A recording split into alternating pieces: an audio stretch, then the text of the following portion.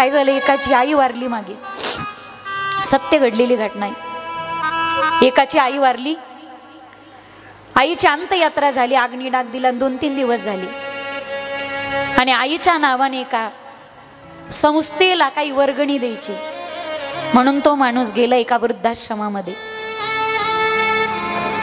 त्यावेळी वृद्धाश्रमातल्या एका कर्मचाऱ्याने एका शिपायाला सांगितलं आणि तो शिपाई एक पेटी घेऊन आला। ही पेटी कोणाची होती माहिती?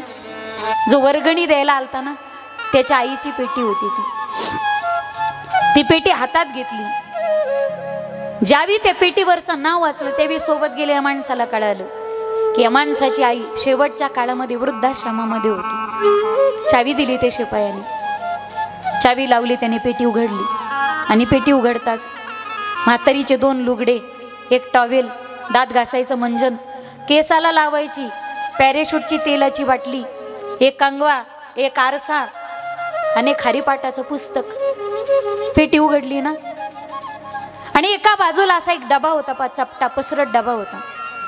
त्याने तो स्टीलचा डबा उघडला तर त्या स्टीलच्या डब्यामध्ये 500-500 रुपयाचे 3 बंडल होते, 200-200च्या नोटाचे 3 बंडल होते, 10-10च्या नोटाचे 2-3 बंडल होते आणि थोडीशी काही चिल्लर होती। त्याला वाटलं आईने हे जमवलेले पैसे, आता आपल्याला काय करायचे पैसे? आईचे पैसे होते ना, हे आईचे पैसे घेऊन आपण या संस्थेला दान करू। त्याने तो डबा घेतला, काउंटरवर ठेवला आणि त्या संस्थेला सांगितलं हे पैसे मोजा, तुम्ही पावती करून द्या आईच्या नावे, मला तुम्हीच मोजा, संस्थेलाच घ्या। ज्यावेळी पैसे टेबलावर टाकले त्यावेळी त्या नोटाच्या बंडलमधून एक चिठ्ठी अशी खाली पडली। ही चिठ्ठी आईने लिहिलेली होती। ती चिठ्ठी पाहिलं, त्याच्या डोळ्यात टचकन पाणी आलं। आईने लिहिलेली चिठ्ठी उघडली आणि त्या चिठ्ठीमध्ये अशा ओळी होत्या, ती चिठ्ठी वाचून दाखवते मी तुम्हाला। चिठ्ठीत ओळी होत्या, चिरंजीव बाळ सदाशिवास, माझ्या अनेक अनेक आशीर्वाद, कीर्तिवंत हो माझ्या बाळा, यशवंत हो माझ्या बाळा, नामवंत हो माझ्या बाळा। राजा चिठ्ठी लिहिते, तक्रार नाही रे करत, माझं मनोगत मी तुला शब्दातून तुझ्या समोर ठेवते, कारण माझं दुःख जर मी माझ्या सोबतच घेऊन मेले ना, माझं मन कुणासमोर तरी व्यक्त करावं असं वाटतंय, म्हणून शब्दाच्या माध्यमातून तुझ्या जवळ मी माझं मन हलकं करते। तुला वाटत असेल आईनं चिठ्ठी दिली, आईला माझ्या विषयी फार तक्रारी असतील, तक्रार नाही रे राजा, आधी कारण आणि तुला मनातलं सांगायचं म्हणून पत्र लिहिते। माझ्या रुसला असशील ना तू राजा, आई वृद्धाश्रमात का निघून आली, आई वृद्धाश्रमात का निघून आली, तुझा राग असेल माझ्यावर। आई पत्रात लिहिते हे सगळा, आठवतो दिवस सदाशिवा, ज्या दिवशी एक दिवस तुझे काही मित्र आपल्या घरी पाहुणे आले होते, ते हॉलमध्ये बसले होते आणि घाईघाईनं त्यांना देण्यासाठी मी पाण्याचा ट्रे घेऊन गेले आणि रिकामे ग्लास घेऊन ज्यावेळी मी किचनमध्ये आले ना, ज्यावेळी मी किचनमध्ये आले त्यावेळी तुझी बायको काय म्हटली मला माहिती? जरा दम नव्हता का तुम्हाला? मी नव्हते का घरामध्ये? काही गरज होती का घाईघाईने पाणी घेऊन जायची? मोठी मोठी माणसं घरी येतात, मी आहे पाणी घेऊन जाण्यासाठी, काही घेऊन जायची गरज होती का तुम्हाला? केवढा मोठा अपमान झाला असेल माझ्या नवऱ्याचा। राजा ज्या दिवशी तुझ्या बायकोच्या तोंडातून हे शब्द आले ना, त्या दिवशी मला कळालं की तुझ्या बायकोला माझी किती किळस आहे। काय येणार नाही रे, तिचा दोष नाही ना, माझं अंग सगळं आगीनं भाजलेलं होतं, माझ्या गळ्याजवळचं कातड असं ताणून धरल्यासारखं होतं, मला एक डोळा नाही, माझ्या बोठाला नख येत नाही, पांढरं पडलेलं माझं शरीर, तुझ्या बायकोला माझ्या शरीराची किळस येते। आणि त्याच वेळी मी निर्णय घेतला, जर या घरात राहून तुझी बायको माझ्या शरीराची जर किळस करत असेल, मी इथे राहणं, अरे घरात जर कोणी आलं तर मी पुढे जायचे, पुढं पुढं करायचं म्हणून नाही, माझ्यात ते संस्कार होते राजा, माझ्यातले संस्कार मला गप्प बसू देत नव्हते रे. म्हणून कोणी आलं की मी पाणी घेऊन जायचे. पण ज्या दिवशी तुझी बायको माझ्यावरती ओरडली ना, त्या दिवशी मी निर्णय घेतला की आता या घरात मी राहणार नाही. म्हणून मी गेले, लोखंडी पेटी आणली एक, आणि लोखंडी पेटीवरती नाव टाकलं, माझी सगळी आवरावर केली. आणि तुला कल्पना सुद्धा दिलती की उद्या मी एका वृद्धाश्रमात चालली कायमची राहण्यासाठी. तू काहीच बोलला नाहीस रे. दुसऱ्या दिवशी आपण डायनिंग टेबलवरती ज्यावेळी एकत्र जेवायला बसलोस ना, तेव्हा मला अपेक्षा होती, आशा होती तू काहीतरी बोलशील. पण राजा, तू माझ्याकडे नजर टाकून पाहिलं सुद्धा नाहीस रे. एक शब्द बोलला नाहीस. ड्रायव्हरच्या हातात चावी देत म्हटलास की आई म्हणते ना तिथं तिला सोडून ये. हे वाक्य ऐकलं होतं मी.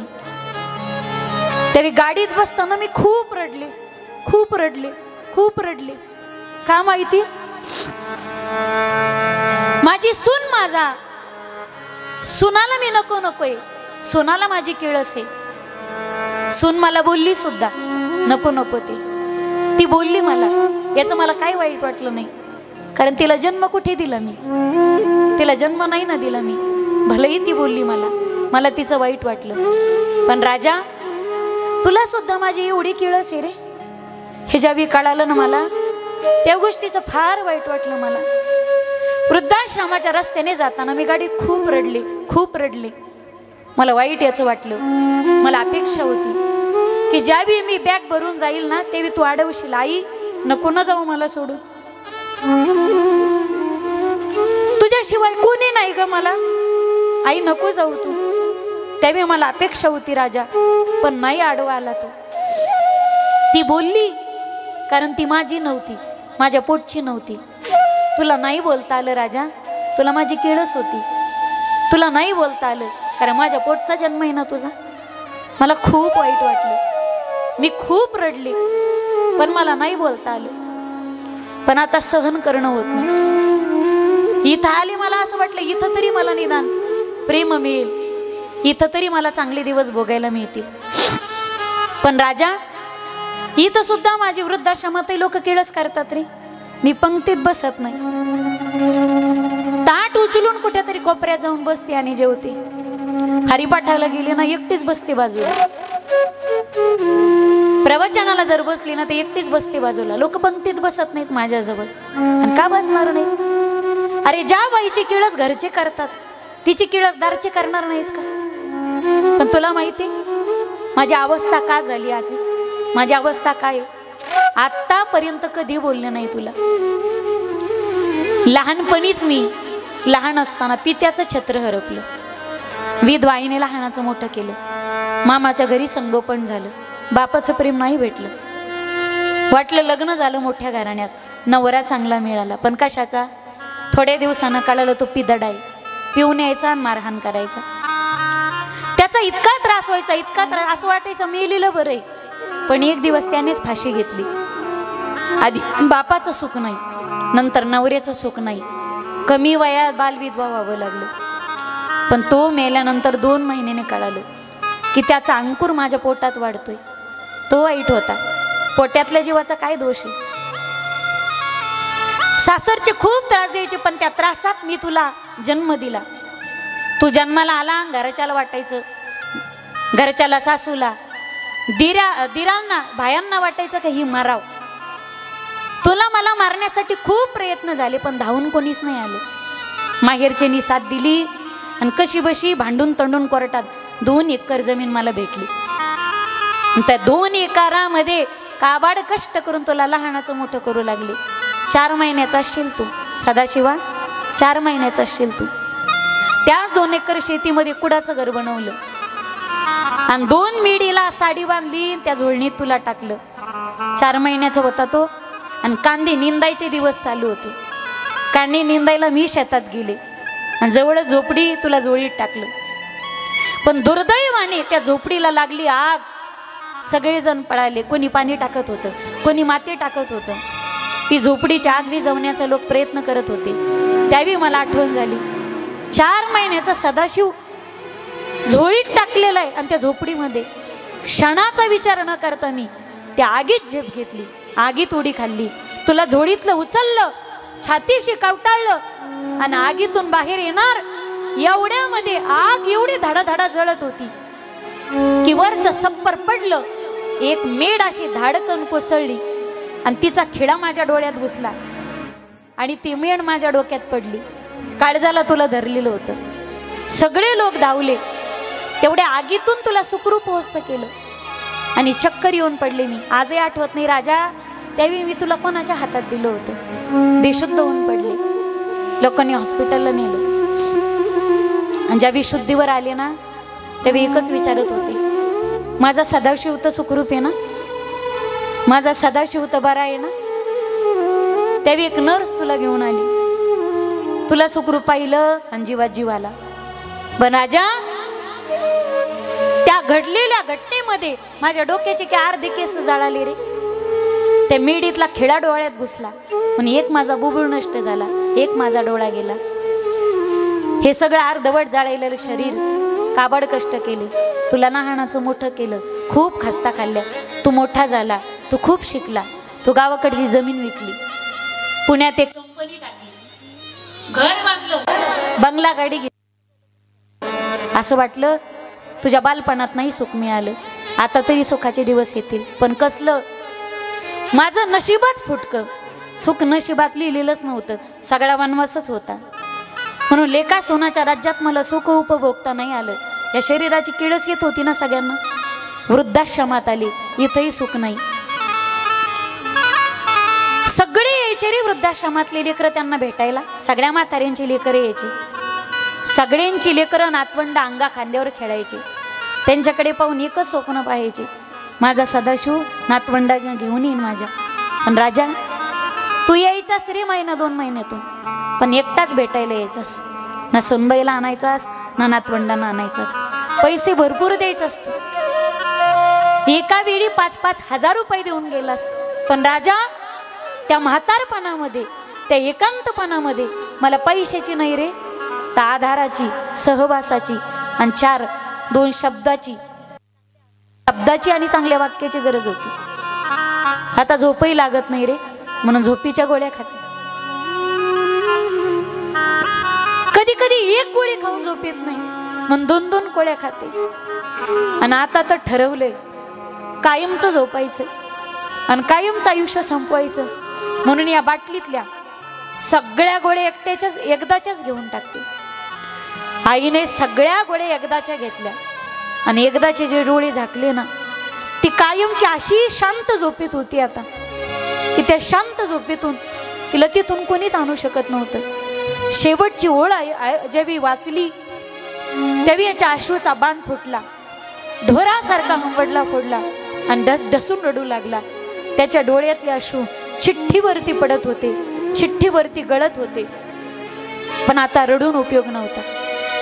सगळे जवळ आले, बोलू लागले, बाबा असताना किंमत कळाली नाही तुला, असताना तिला झोपेच्या गोळ्या खाऊन मारावं लागलं आणि आता मेल्यावरती रडतोस.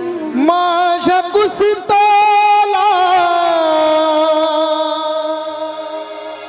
असुनी तुला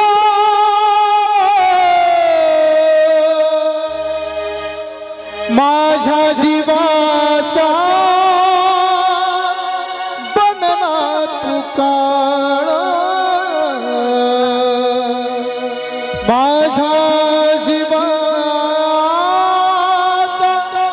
बनला तू काळ. तुझे जीवन भर पुरविलेला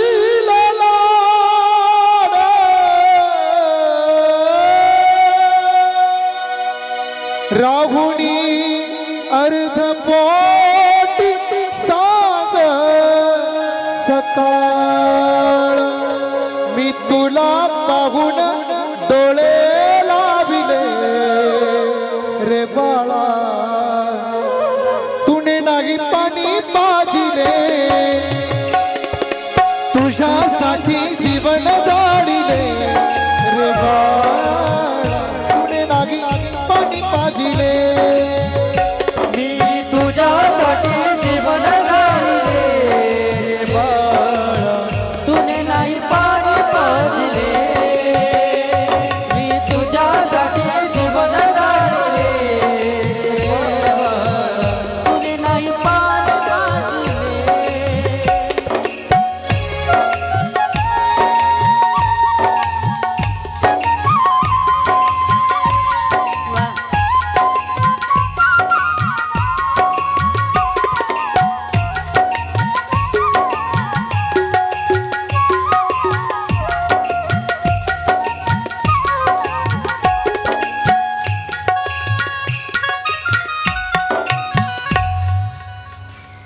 आईचा 10वा 13वा पुण्यतिथी मोठी करण्यापेक्षा, हजारोनी समाज नंतर जमवण्यापेक्षा, जोपर्यंत ती म्हातारी जिवंत आहे ना, तिच्यासाठी कधीतरी असा एखादा उत्सव ठेवा, तिचा वाढदिवस साजरा करा. नाहीतरी कोणाच्या तारखा खऱ्या येतो. इथून माग जन्मलेल्या ज्या दिवशी तुम्ही ठरवताल तो दिवस तिचा वाढदिवस म्हणून साजरा झाल्याशिवाय राहणार नाही. ज्या दिवशी तुम्ही ठरवताल, खूप लोक जमवा, तिला एक खुर्ची टाका, ती जितक्या वर्षाची झाली ना तेवढे कणकीचे दिवे करा. नाही 15,000ची, 5,000ची साडी आणा, ओवाळा तिला. त्या दिवशी तिच्या डोळ्याची पारणे फिटतील. तिच्या अंतःकरणातून जो आशीर्वाद निघेल ना माईबाप, नंतर पुण्यतिथ्या 10,000 लोकात नाही केलं तरी हरकत नाही, पण माईबापाची आता पुण्यतिथ्या नाही, वाढदिवस मोठं होणे गरजेचं. असतात तोपर्यंत किंमत करा.